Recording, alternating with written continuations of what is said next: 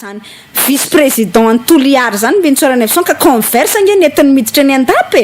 tsy hoe ratsy ny converse fa tsy approprié raha miditra lapam-panjakana c'est quand même un palais présidentiel azany nge le olona eto amintsika mety zany ho tsika voaka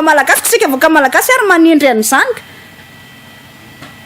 miditra ny andapy ianao miditra ny amin'ny lapa amin'ny filoham-panjakana lapa amin'ny filoham-pirenena zay masina indrindra eto amin'ity tany sy ny fanjakana ity de manao tennis le filoha lefitry ny anteminy era-pirenena eo le vice président de l'Assemblée nationale de tena le institution mihitsy ane zany tsy meny asina Benitsorana Efson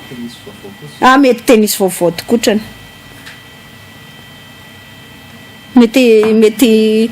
vao mifidiana vao eo ary vrai converse iny foka anao hitandrina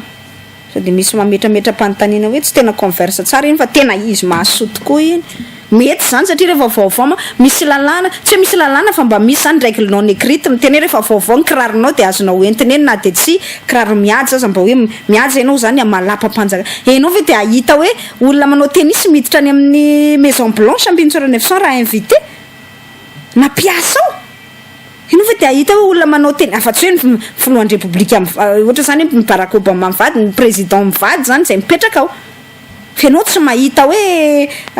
vahiny zany ianao de andeha iona amin'ny président de la république de andeha anao tennis raha tsy aty Madagasikara koa tsy misy zany mety ho va bien mety tsara ka